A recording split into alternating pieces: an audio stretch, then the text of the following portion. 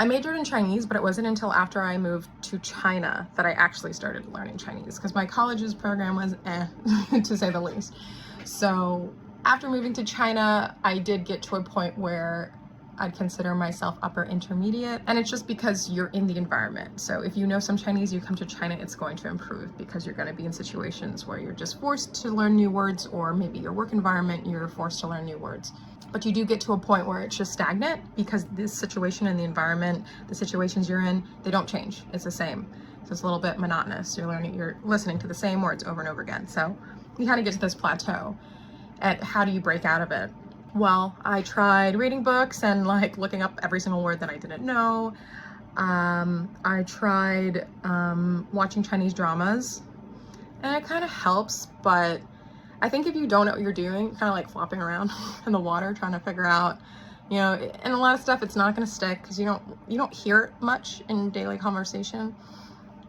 So when I came to Xiaogua, I liked that they kind of help you with this system. And so my Chinese did improve quite rapidly. I'd say probably within even like the first week, first 2 weeks is when I started noticing I was a lot more confident. It wasn't even just being able to understand more and speaking more and having kind of more of this vocabulary. It was also, I just felt more confident. I was less scared to make mistakes. And I think that's also a huge thing that you learn by having not only a system, but, getting one-on-one tutoring, going into group sessions, and everyone's making mistakes. So you just become more comfortable in that environment. I would say that if you need to break past mental barriers, not even just in terms of language, Xiaogua would be a good way to kind of get you to change your mindset. It is a lot of work.